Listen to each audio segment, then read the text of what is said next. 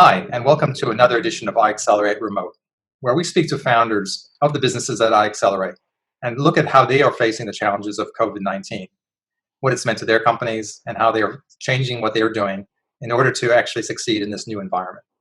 So today we are with two founders of a company called tappON. So we have Maryanne Harris and we have Daniel Hellier, and they'll talk to us about what's going on with them and their company. So first of all, Maryanne. Hi, Emma. Thanks for the introduction and thanks for having us. Like everyone else, as you said, we're adjusting to working from home. So a little bit about tappON.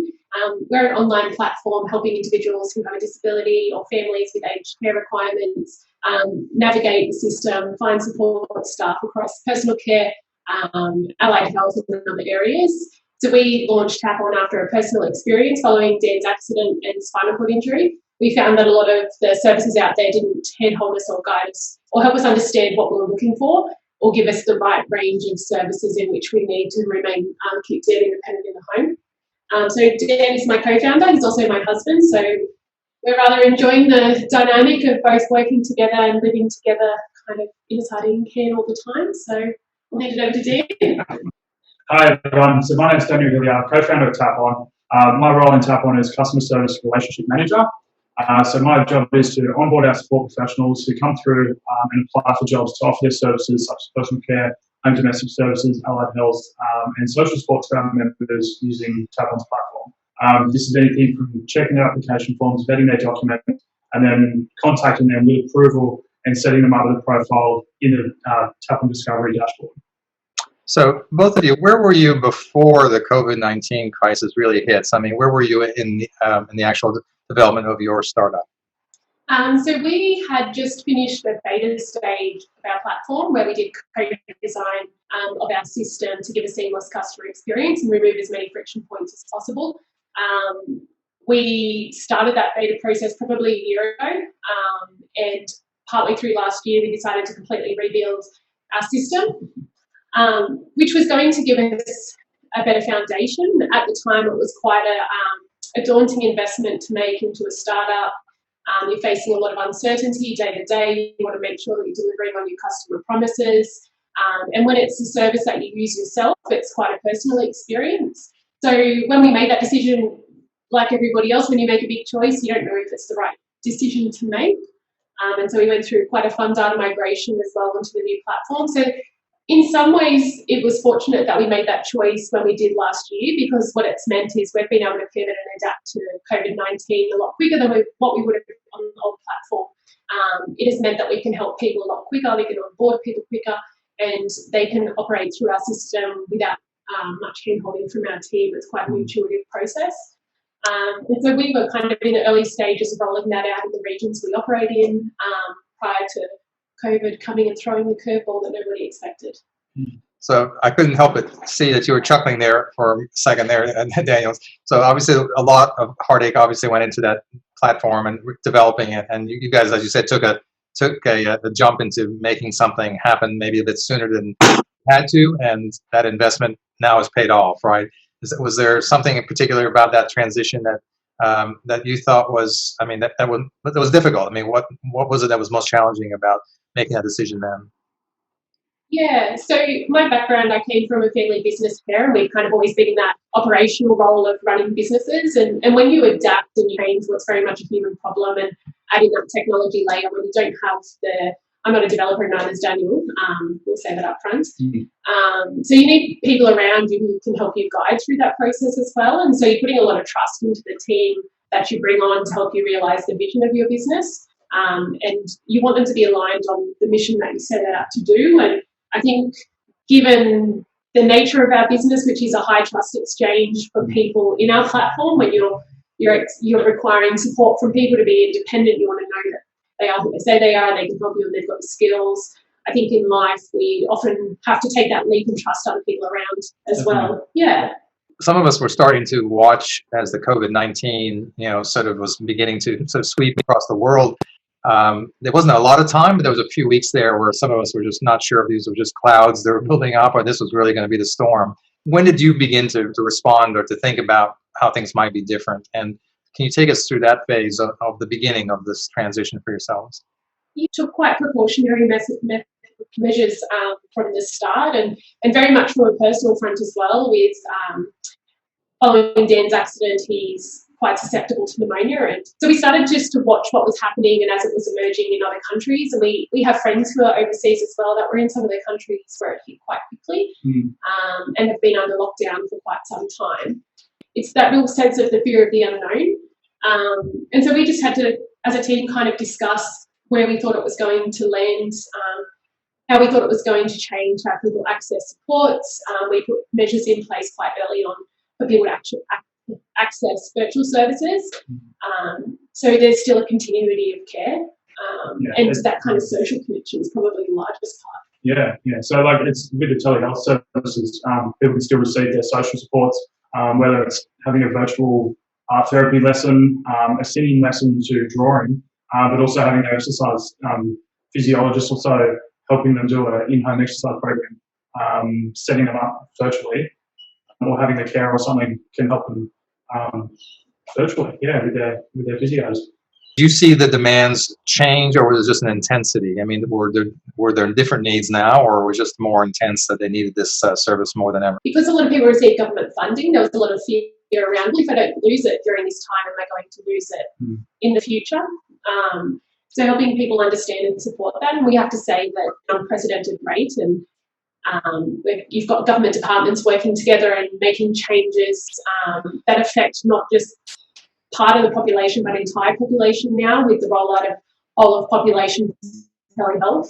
So I guess it's just how everybody looks at how it is affecting their daily lives, and looking at how do we get through the next hour, the next day. Yeah, so that's an interesting point. So what happens, and what do you think will go back, and what will now never go back? I mean, even if COVID does eventually begin to get under control, or it is now here in Australia, but as maybe there is a vaccine, are you just going to go back to sort of how you were, or do you think you've now gone some places where you wouldn't have gone, but you're not going to retreat from? Yeah, I think it's definitely caused a fundamental shift in our business and how we work, from particularly the side of supporting people who want to find new employment opportunities, working for themselves through our platform. As Dan can speak to, the first kind of wave where we saw people being stood down and losing their jobs, within 3 days we had a 10x sign up of people wanting to provide supports. That for us, I guess, an eye-opening experience on how real and scary this is for both sides. It's people need work, they need certainty to provide for their families, and they want to learn how they can offer skills to other people and help them out. For a lot of our community, there's what they call the 3 plagues of the elderly, which is helplessness, loneliness and boredom. So they're 3 areas which we're primarily focused on at the moment to make sure that people don't fall through the gaps. We can keep them connected to services, or even connected to our team through just checking in and saying, hi, how are you going? So while we have a technology solution, we very much, as I said before, have a human solution and problem to solve. So we can't, it's not a cold exchange. It's very much, we have to make sure we're still there to support people. So do you think there's a new kind of blending? I mean, for people who maybe weren't so comfortable being online and talking online, speaking online, or even getting their setup online, do you think that has really changed now for some people, that now they're much more conversant and the barriers have dropped for that? Yeah, so when we were working in aged care, we trialled telehealth probably 6 years ago, maybe more. And the limitations largely came down to the technology was expensive to set up. You had to run the old Cisco systems. It had to be on both ends, so you had to guarantee both points had good connections and good equipment, but there was no government funding or incentive in place for doctors and specialists to undertake that activity. Plus there was the consumer hesitation to, do I trust these systems? What we've seen in the time compression in a matter of weeks is people have leapfrogged and leveled up from that apprehension of, can I speak to my doctor over the phone and the doctor still check in and assist me, or any of my support crew, are they still there in the same way if it's over the phone or through virtual means like a Zoom call like this? So given that there's government incentive in place, the user behaviours changed, for which we think is going to be forever, and you've also got the technology there, that creates the perfect storm of elevating kind of innovation in the healthcare space to changing the dynamic of being largely what's been, you sit in a waiting room until it's your turn, to now the ethos around the patient will see you now, where the patient drives the conversation, they're more informed, and it's a matter of convenience for them as opposed to sitting around and waiting for somebody else. Yeah, the virtual waiting room. Yeah. Yeah. So maybe the market's accelerating in your direction, and in other words, to where you already were starting to get everything ready. People might be moving now faster and more comfortably in that direction. Is that how you see it? Yeah, definitely. I think what is fundamental at the end of the day is that it's accessible to everybody. It's easy to use, and it doesn't take a long time to set up. So the best innovations that we see are the things that fit seamlessly into our lives and don't cause much of disruption. We personally think that managing supports and working with your healthcare shouldn't be a full-time job. It shouldn't require you to almost have a medical degree yourself to navigate the healthcare system. It should be that the healthcare system's there to support you in your day-to-day life as a back-of-house function as opposed to dominating every conversation you have. And what's the one thing that you really can't do in your business today that you can't? I mean, that's being held back for whatever reason. Are investments still coming, or the people you're talking to as customers, are they frozen, or are they moving forward? I mean, are you finding some people are not able to, or you're not able to get to do some of the things that you had in plan as a result? Yeah, so we had a number of face-to-face events, partnerships lined up with some other local businesses to help deliver impact to our customers. We just put those on pause, which has been, is just part of what we're going through now, is just adapting to change. I think for a lot of people who are self-isolating and have made the decision not to have any face-to-face interaction, that's quite an area of concern for people who are isolating for quite some time. We've been self-isolating or self-quarantining for 6 weeks now. I think 7. 7 weeks. And it's just, how can we support people to get through this time? It's meant that, there's a bit more kind of virtual fatigue, being online a little bit more and having meetings online as well. But we can't meet as a team in person to plan what we're doing. So trying to just adapt ourselves as a small startup is interesting. Well, look, we miss being with you guys as well, and seeing you coming in and out of the building, and to also have those sessions that we can all attend together. So we're all hoping that'll all happen again sometime soon. We can't be sure when.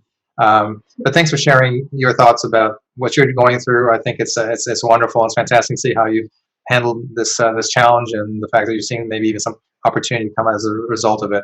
So again, thanks for being part of our old program, and all the best, and hope to see you again soon.